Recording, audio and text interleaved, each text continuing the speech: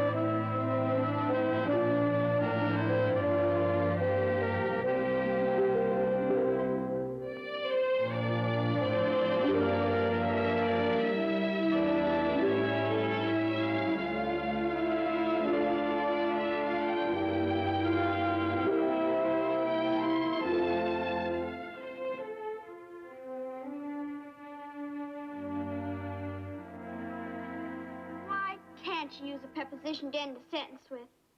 Why shouldn't participles dangle? Why does it have to be so many different words? Words, words, words! Words, words.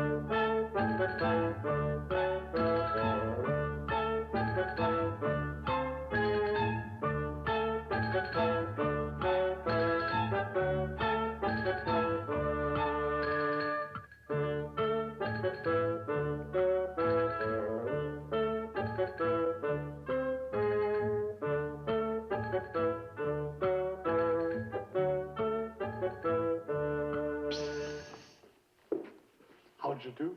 I'm the Mad Hatter. Why, of course. My name is Judy. And you're in trouble. Word trouble. But we are going to help you. Judy, this is Jabberwock. How do you do? 'Tis Brillig. How, Mimsy? How do you do? Why does he talk that way? Because he's the Jabberwock and talks Jabberwocky. What are you two doing out of the Alice in Wonderland book? We're going to free all the people enslaved by words. We are going to do away with the alphabet. Take Vorpal's sword and told you to rub out the words. Words are awfully confusing. Sometimes there's no rhyme or reason to them at all. Good. You may join our conspiracy. Here, take a note. Judy will lead the letters into trap. Go on. Go on.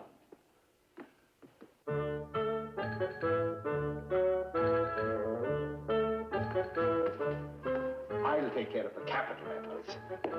You may take care of the little ones. Hello, Judy.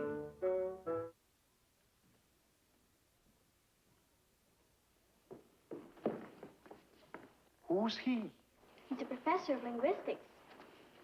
Linguistics? Well, Judy, what are you doing? We're going to do away with the alphabet. We're going to murder the language. Which one? There are at least 5,000 different languages in the world. There are a few of the dictionaries. Where would you like to start? What's he do? Speak all kinds of languages? He doesn't just speak them. He's a scientist of language. A science of language? Oh, yes. He studies the insides of language. Sounds and words and alphabets and... Alphabets. Is he for them or against them? Well, there's some things to be said in favor of alphabet. Name one. The alphabet is the basis of writing, for one. Then let's get the man who invented the alphabet. Yes, I'd like to meet him. I'm afraid that would be a bit difficult, because people have been writing for 5,000 or 6,000 years. Why, that's centuries. Yes, Judy, it is. The people have been talking for a long time. If this ruler represents the time man has been talking, he's been writing only this long. But even today, in many areas of the earth, large numbers of people, millions of them, still get along without writing. If they get along, why should they bother to learn? Well, they can't learn to write, most of them, because they have no alphabet. No alphabet. But as civilization began to spread over the earth, people realized spoken language alone has its limitations. They were learning so much they couldn't remember it all. You might say, Judy, that's why writing was invented. Then that must be why we have whole libraries full of books. Because people wanted to write down for other people what they thought and what they did. Pity. People were talking to each other long before there was anything like civilization. Scientists don't know exactly how it all got started, but once on the move, speech grew like a great tree, with branches joining at limbs, branches growing out of other branches, branches running up into twigs, each a spoken language that was the source of still other languages, and each changing as it went along and developed, until 5,000 or more known languages spread through the ages. Even now, languages are continually changing, new ones springing from old ones, sometimes several from a single source. Latin was very important, wasn't it? Oh, yes, it certainly was. What we call the Romance languages all branched off from the great trunk of Latin. There's Italian, Sardinian, Spanish and Portuguese, Dalmatian and Romanian, Catalan and French Provençal, Rito Romance, and if you listen, you'll hear a certain similarity. Padre, Père, Papa, Tata, Opai. They all do talk something alike. Well, Judy, would you be interested to know that at a certain time of their lives, babies all over the world speak the same language? Oh, just a moment. I know better than that. What about Chinese babies and Indian babies, German babies, French babies, and American babies? Well, now just listen to the language that all those babies speak. Now, here's a typical baby. Isn't this one rather young to talk? All babies in the world have the same, well, baby language to start with. The same babbling, if you like. But this babbling includes the sounds needed to make any language. I didn't think baby talk really meant anything. Oh, baby babbling is very important. When a baby first comes into the world, the speech areas of his brain are like a clean slate, ready to be written upon. From the very moment of birth. With every sound a baby makes, he is producing, you might almost say practicing, the basic sounds of speech. Then he learns to talk just by practicing. Not entirely.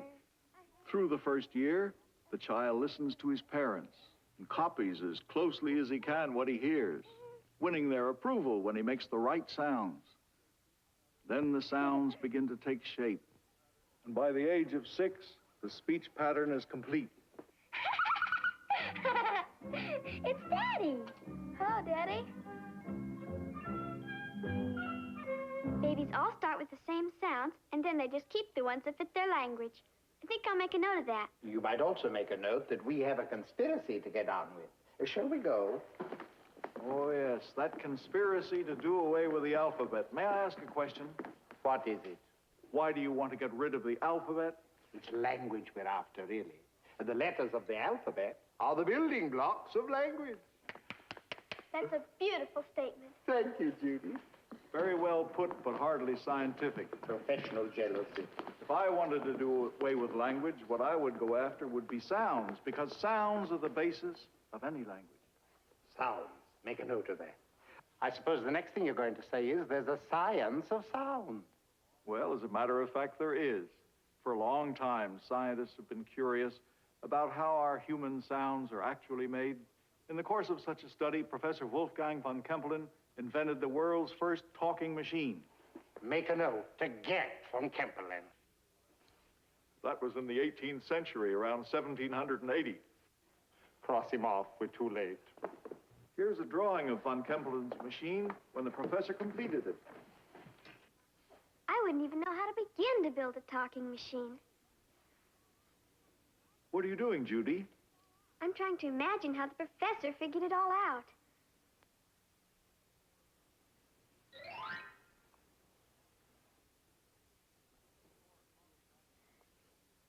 Before a talking machine could be built, the professor had to do a scientific study of just how the human speech mechanism works. Lungs, vocal cords, mouth, palate, nasal cavities. For speech, you need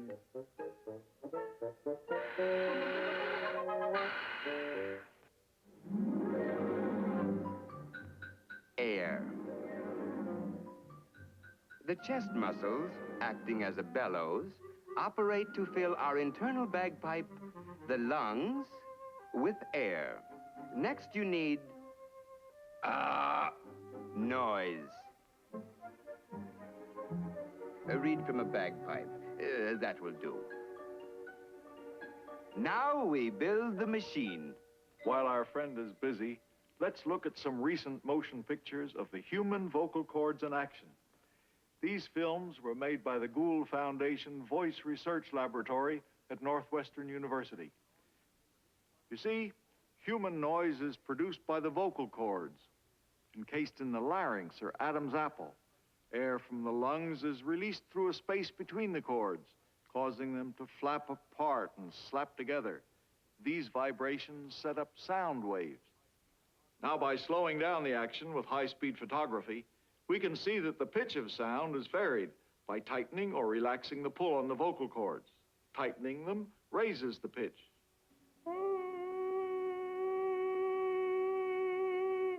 Relaxing them lowers it. Effective as they are, the vocal cords are only the source of noise. It's the rest of the speech mechanism that shapes the sound into meaningful words. Now, what the professor had to understand to make his machine work was precisely how the tongue, teeth, lips, and so forth operate.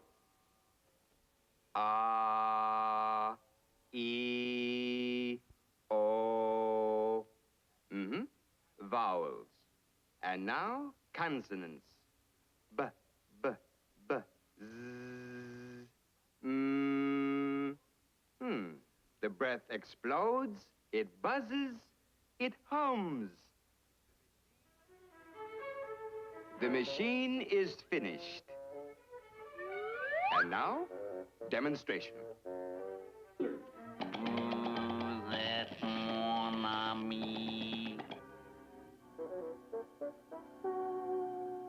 Why, the machine spoke French. It said, "You are my friend." Von Kempelen's machine was quite remarkable for 1780.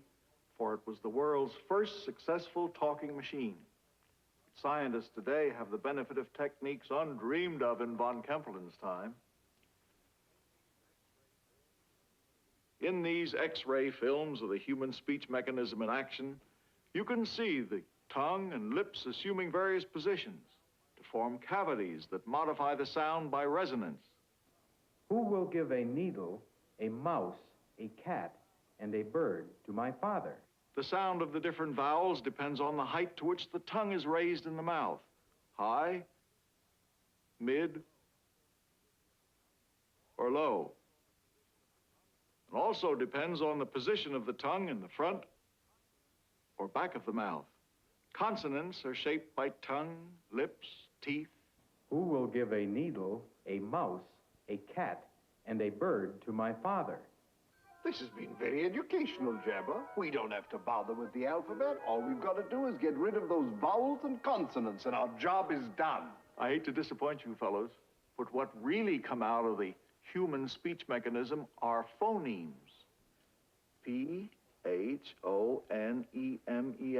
phonemes. The basic sounds of speech. Don't even make a note of that, Judy. He's just trying to throw us off the track. Come on, Jabba. We've got plans to make. It is confusing. I guess I better ask you, what is a phoneme? Phoneme is a sound. Like A, B, C? No, they're letters of the alphabet. They're units of writing. No alphabet for any language truly represents the sounds of that language. Let me borrow your pad. Sit down and I'll show you. Now, let's take this word. Either. Now, this word has 5 phonemes.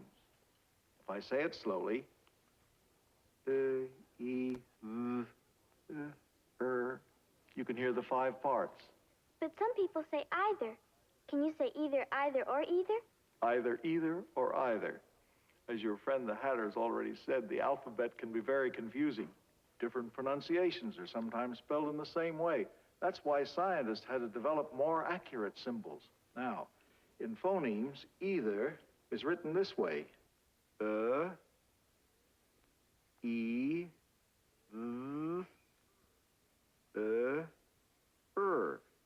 And either is written like this. E,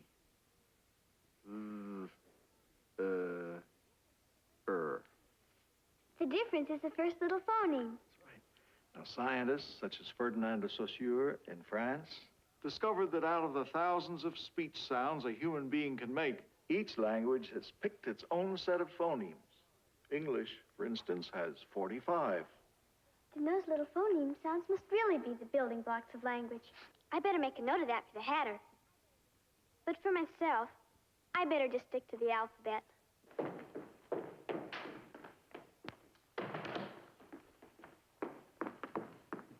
We have a proposal. If we can prove that it's possible to communicate without words, to say nothing of phonemes, will you give up your linguistic obsession and join our conspiracy? Science is always open to experimental evidence. Good.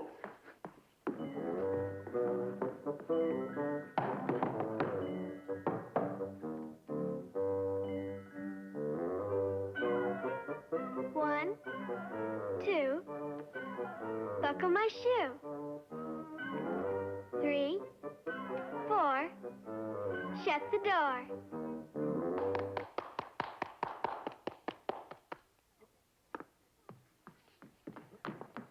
Why, I understood him perfectly. If we can win over science, the alphabet is as good as dead. Well, Dr. Linguistics, do you concede that we have made a point? Yes, indeed. As a matter of fact, I think we can substantiate your point further. I think you'll find this very interesting, Judy.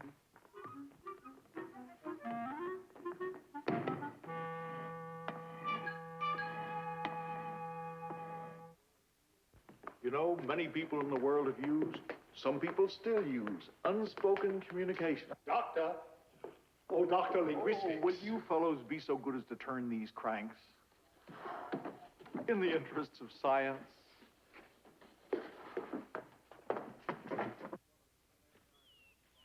This is one of the Canary Islands, La Gomera. off the west coast of North Africa, a land of rugged terrain. In the sparsely populated areas, people found it difficult to communicate with one another across the deep gorges. So, long ago, the Gomeras contrived an extraordinary form of telephonic speech, whistling, which can be understood over a distance of 3 miles. You mean they whistle in Spanish? In a way, the consonants and vowels are represented entirely by differences in pitch.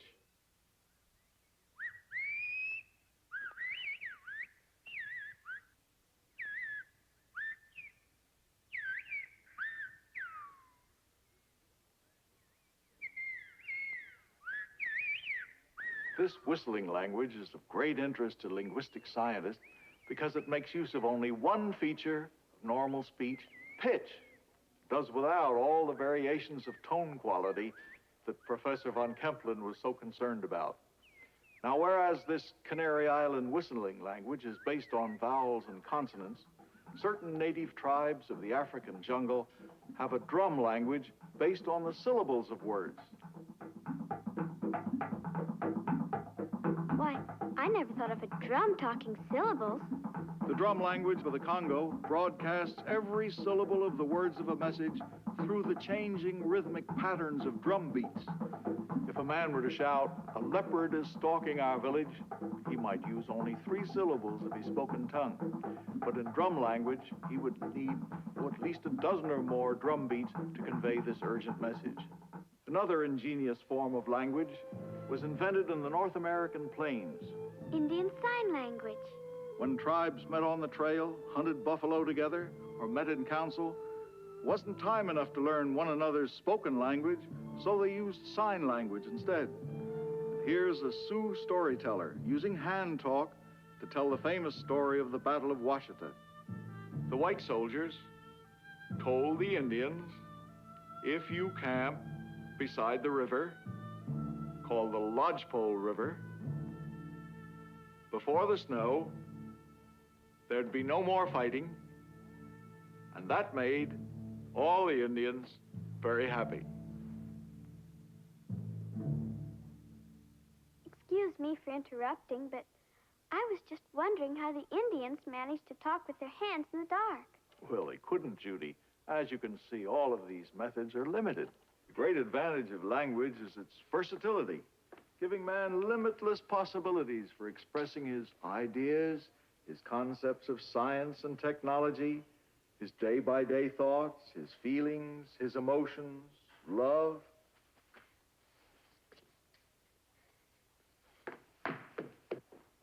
Don't be taken in by those scientific sophistries. Do animals have alphabets? Do they have words? And animals can, without any words at all, quote, communicate from the moment of birth. And they've gotten along for millions of years without any words at all, haven't they? Oh, yes, indeed they have. Would you fellows please oblige? Now, look. There's a crow. When man invades the forest, he's the first to shout, "Beat it." Then all the other birds, animals, pass on the alarm. Not only birds and animals get along without words, but insects as well. The most incredible of all is the dance of the honeybee. When a worker bee finds a flower full of nectar, it flies back to the hive to announce the discovery. This urgent message is communicated by performing a dance. The pattern of the dance indicates the direction of the flowers in relation to the sun. The speed of the dance tells the distance from the hive. The other bees all take notice. They touch the dancer with their antennae to discover the scent of the flowers. Then they all fly out to the source of the nectar. Animals and insects have many ingenious ways of communicating. Sounds, smells with motion. We find in all this communication that the animal mind operates almost automatically. It receives messages from the outside through its sense organs and reacts instinctively. Hello. Hello. Why, Jabber, that's very good. You're improving. Hello. Oh, it was the parrot. Beware the jubbub, talking bird. But parrots just imitate what people say. Yes, that's because they are not able to associate a given sound or word with a specific meaning. It's curious, though. Bet they sound like people. Some animals, such as apes, do have a larynx and the rest of our vocal apparatus. The speech mechanism of the chimpanzee is the closest to that of a human being. Will you please? Research psychologist Dr. Keith Hayes and his wife raised a chimp named Vicky. After constant training, Vicky had learned to speak only 3 human words by the time she was 3 years old. Like human babies, she babbled at first. Later, she was rewarded when she made the right sounds. Mrs. Hayes would shape Vicky's lips to help her pronounce the word mama. At the age of 2 1/2, she could say papa and cup. Now she has learned to use all 3 of her words appropriately in solicitation. Now, who am I? Papa? Papa? Can you say what this is? By the age of 6, Vicky's spoken vocabulary consisted of 7 words, whereas human children are using hundreds of words by the time they're only 2 years old. Chimpanzees, orangutans, and other mammals may have larynxes and the rest of the speech mechanism, but it takes more than that. It takes brain power. We must conclude that man is the only one of Earth's creatures with true language. Because the animals can't manage to combine their cries, calls, their signals, to form the infinite variety of meaning that we achieve when we arrange words and sounds into sentences. So, Judy, shouldn't surprise you that some people have argued that what distinguishes man from beast is grammar. I knew it, I knew it. I suspected it from the moment he started building up this so-called science of linguistics, and all these pretentious words are just a cover-up for grammar. So, Judy, the sooner we get on with our conspiracy, the sooner we get rid of grammar.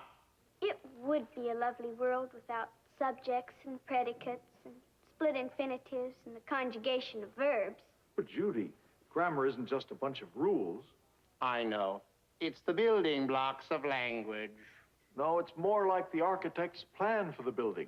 Well, if you'll pardon me, Professor, I've got some plans for that plan. Then grammar is the plan of how we talk. It sounds important, but rather hard to understand. Judy, it's simply this.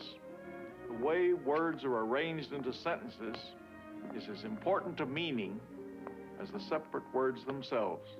Judy, did you know that your brain was unconsciously using grammar long before you started to school?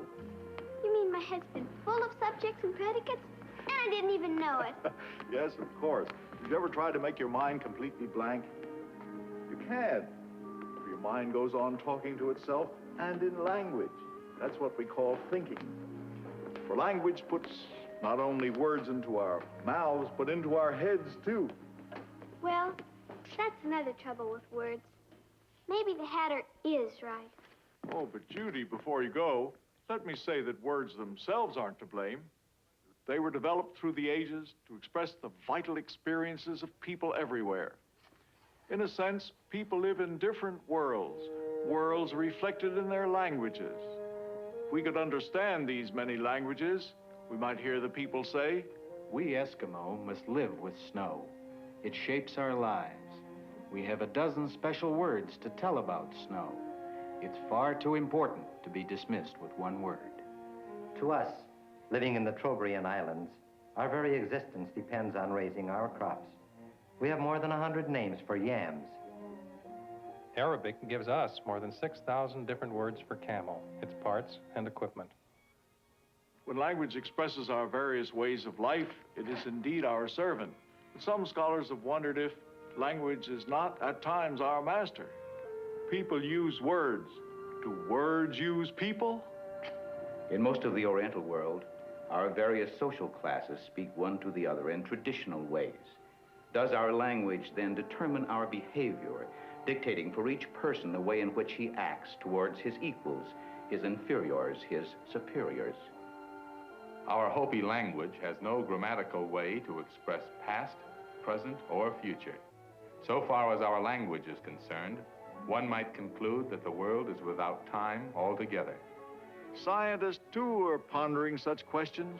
Does our language shape our whole philosophy of life? Is it true that some ideas that are clear in one language may be very difficult to say, may be even difficult to think in another language. Even so-called primitive peoples have developed languages that admirably express their cultures, their ways of life. But scientists have discovered that there are no primitive languages on the face of the earth. These languages, used with ease by the crudest savages, are just as complex as other tongues. In fact, it sometimes requires the lifetime study of our greatest scholars to figure them out. Anthropologists like Franz Boas, who pioneered in American Indian languages, sought to discover in each language its own system. Following Boas, Leonard Bloomfield began collecting materials on American Indian languages. By this and other work, he set the stage for modern descriptive linguistics. Others, such as Edward Sapir, an expert on many Indian tongues, studied languages as related to cultures and total ways of life. Of all the languages now being spoken, only a few have been studied scientifically. And today, linguistic scientists all over the world are concentrating upon small speech communities that are rapidly dying out to prevent their languages from being forever lost to the study of man. As we understand each new language, we learn more about the way human beings communicate with one another. Oh, look! There's an envelope. Maybe there's a letter inside. It's an invitation. Mad Hatter says we're invited to a mad tea party. He's going to prove that language is madness. And the guest of honor is to be Dr. Linguistics. A fish, whiffle, gyre and gimbal. Be right over. My goodness. Tea and linguistics. What a curious combination.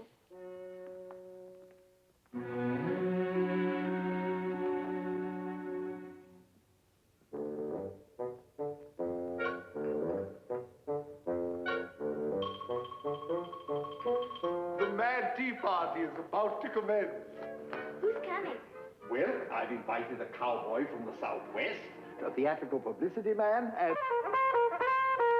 and some other guests. How do you do, Shorty? Skin me, man. Judy, this is Shorty Rogers, famous jazz trumpeter and composer. Hey there, Judy. How do you do? Crazy. Shorty, you're going to meet a very distinguished professor of linguistics.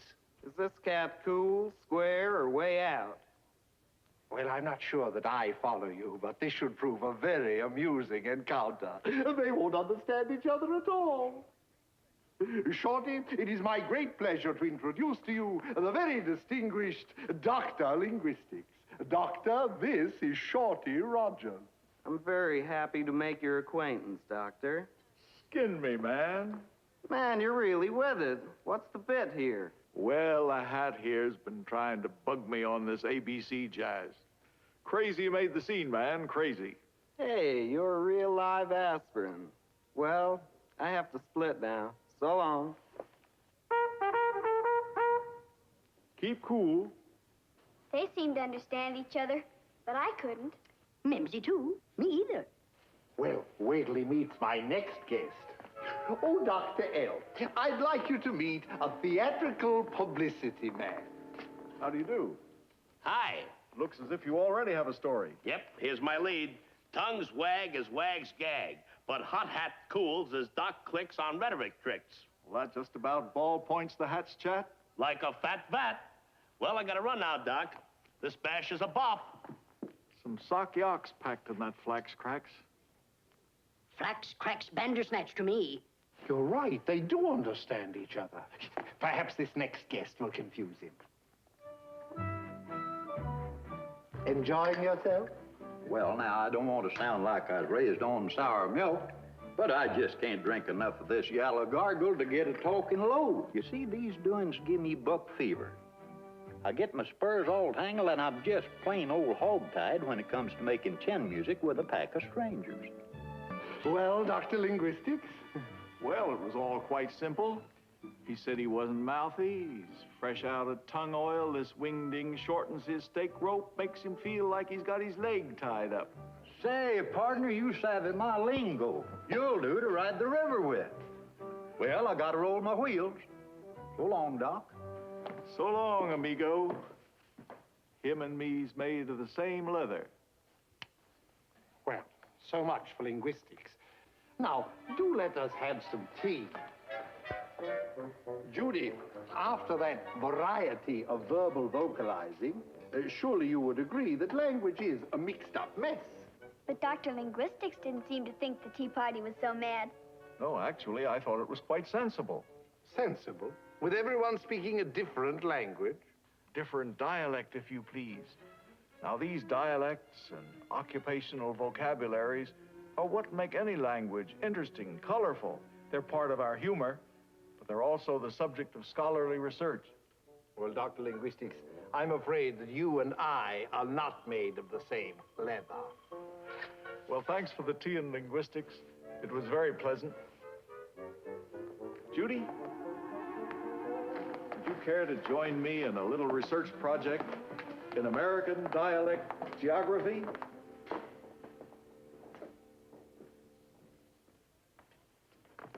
The way a man talks tells us where he comes from. Like in Brooklyn, some people call a bird a Boyd. Yes, it's not only what people say, it's the way they say it that gives us clues to where they were brought up. Clues? That sounds like a mystery. It is, rather. You could look at it as a kind of detective story. First, we'll need a suspect. And a private eye. Let's make it two.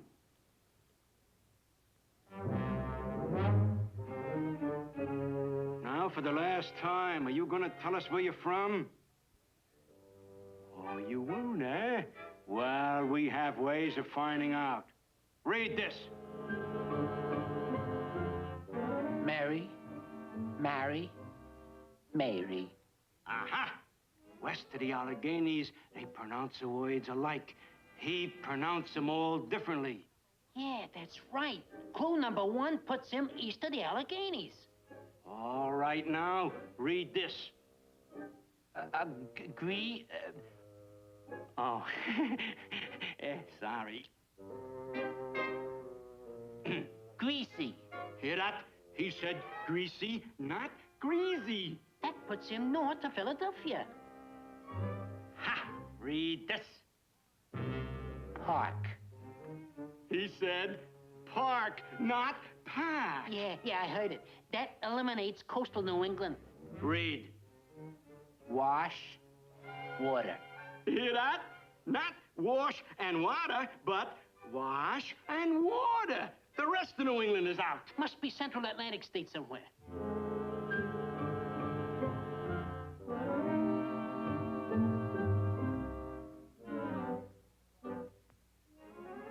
Father. Father? That cinches it. I'll put him within a 30-mile radius of Times Square, right? Yeah. 33rd and 3rd.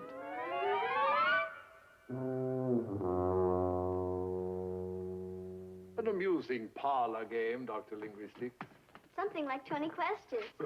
Well, a dialect geographer using a list of only 30 words can usually place a person within 20 miles of his home locality, so long as he lives in the eastern part of the United States. Dialect geographers began charting their monumental linguistic atlas in the East in 1929 and have been painstakingly working their way to the West. Dr. Hans Kurath of the University of Michigan has conducted a good part of this research. He and his dialect experts have been traveling around the country for the past 25 years, asking people what words they use for all sorts of things. And they've recorded dialect differences in words and how they're pronounced. Perhaps Dr. Kurath will show us how the atlas is put together. Well, you see, the atlas contains hundreds of maps showing speech differences and their geographical boundaries, which we call isoglosses. May I show you a few examples? This isogloss sets off the area in which griddle cakes are called fritters. This here around Philadelphia shows the area where they call them hot cakes. Over here, they're called flannel cakes. To the south of it, batter cakes. It is on the basis of isoglasses like these that we establish the dialect boundary. Thank you, Dr. Kurath. Man takes his speechways with him wherever he goes. As the dialects flowed westward, the way our population did, the strands unraveled and began to overlap. And here's how they traveled. Western New England accents, coast speech, southern mountain accents, plantation speech, Texas accents, but down east talk in the state of Maine has stayed put. This research has revealed the paths people have taken when they migrated from one part of the country to another, and shown the changes going on in American speech patterns. This research has unearthed hitherto unrecorded dialects. It has also marked off areas where big cities have influenced the speechways of neighboring localities. This atlas is a most impressive achievement in one branch of the science of linguistics. Dr. L., it may be linguistics, it may be impressive, it may even be an achievement in one branch, but don't try to convince me that it's a science. A science is test tubes, telescopes, microscopes, and chromium-plated machines. Well, actually, linguistics has its own share of hardware. Hardware? Yes, that's what scientists call their machines. But before you can build a piece of hardware, you have to know exactly what you want it to do. That calls for research and imagination. Will you please? The kind of imagination that led to Bell's telephone, to Edison's phonograph, to Marconi's wireless, and to the first all-talking picture. Didn't movies always talk? No, Judy. When I was your age, films were silent. How do movies talk? Well, running along the side of our film is the soundtrack. I wonder whatever it looks like. Well, we might ask the soundtrack to move in a bit. Is that what makes the picture talk? It's just a routine matter of technology. Routine matter of technology, indeed. You surely wouldn't make light of the magic of physics, converting sound into electrical impulses. Why, electronic machines are nothing short of miraculous. You'll see. Example, the sound spectrograph turns speech into pictures. First, the scientist speaks into the machine. Never kill a snake with your bare hands. It is impressive, but what is it doing? The machine separates all sounds into two things, pitch and loudness. The phrase, never kill a snake with your bare hands, comes out looking like this. Is it a new kind of alphabet? Looks more like a fuzzy kind of shorthand. These patterns of light show pitch and loudness in each instant of sound. That gave the scientist an idea. Why not just create speech artificially by painting these patterns on clear plastic with a brush? And when they feed this hand-painted speech into the playback machine, here's how it sounds. Never kill a snake with your bare hands. It talks by hand. Yes, the sound spectrograph allows linguistic scientists to make very rapid studies of speech sounds. And among other things, some deaf people have been taught to see speech. For example, they learn to recognize this pattern as 5. They hear with their eyes. Precisely. They see pictures of speech. Oh, we've got machines that talk to man, and even machines that can listen. Audrey, that's a machine that listens to spoken numbers like a telephone operator and obeys orders. 4.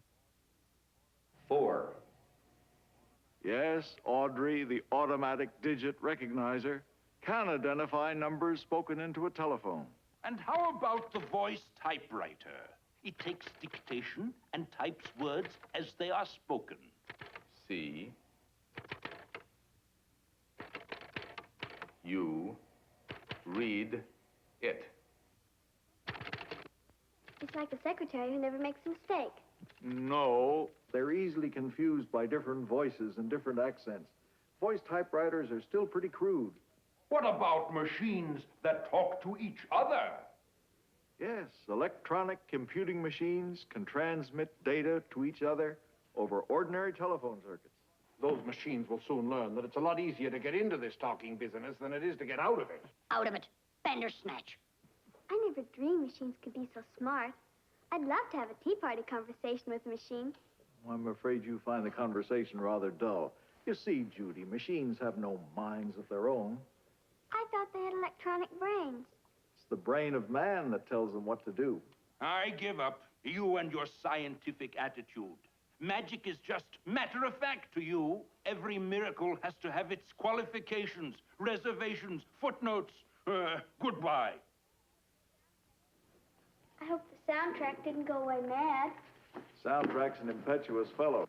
He was in such a hurry, he neglected to even mention an automatic translator. You see, Judy, for a long time now, scientists have been working toward the realization of machines that will translate one language into another. Here's a machine that's helping them. It's called the Johnniac. Machine translation will need a dictionary and a grammar book, a plan of the language designed for the machines to use.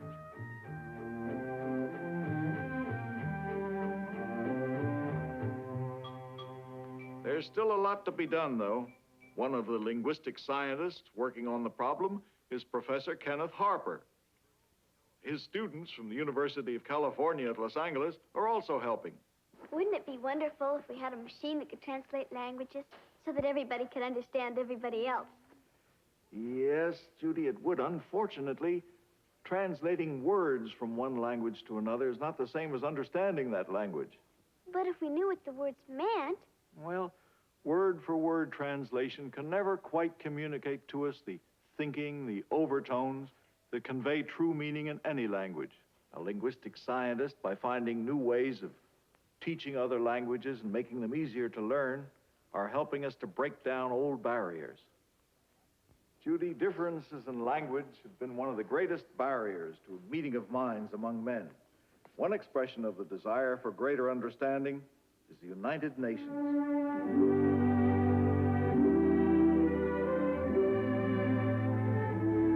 As Tertullian of Carthage in 200 AD wrote, man is the one name belonging to every nation on earth.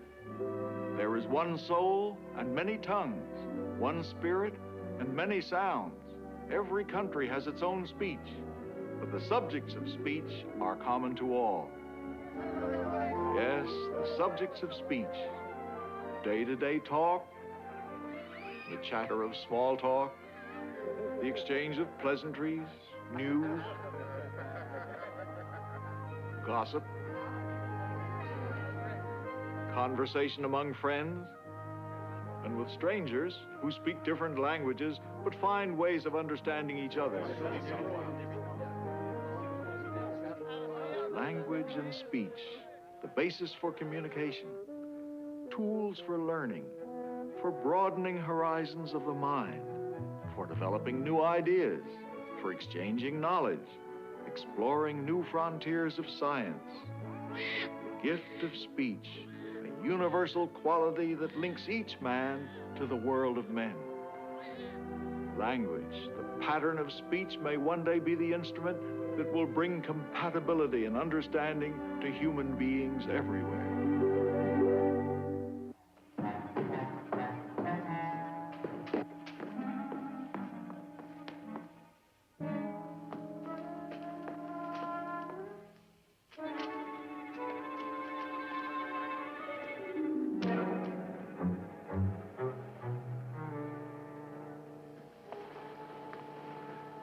Soon I shall be immortalized as the man who freed people from words. But you're already immortal. Huh? Even if your alphabet conspiracy succeeds and you destroy the books, you, Mad Hatter, and you too, Jabberwock, will always live on in the minds of men. It's because they were created out of words. Yet you're both very alive to me. Why, I'm very alive to myself. And so are you, Jabber. I'm beginning to feel it. Immortality. Come on, Jabber. I believe Alice is expecting us.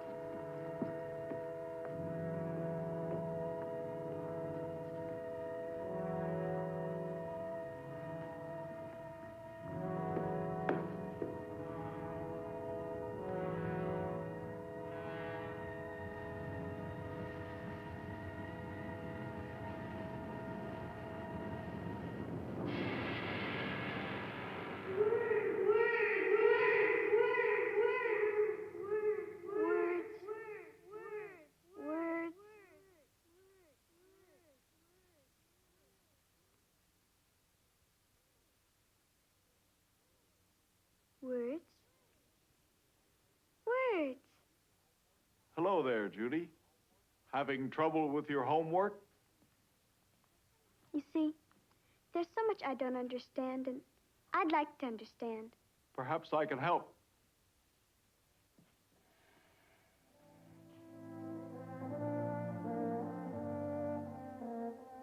Just as men of science explore the atom, the gene, the universe, so also do they study the living breath of human speech, expressing the needs, affections, joys, hopes, tragedy, the affirmation of faith, the very spirit of man's deepest nature.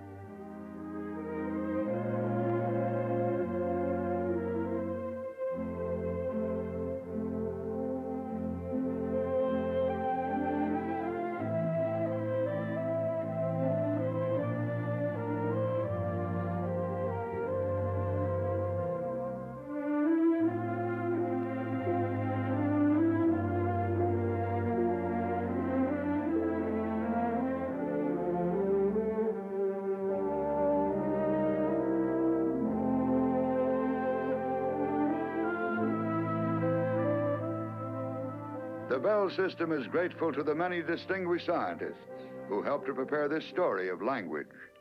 Our thanks to the special advisors who supplied and checked the scientific material for this program.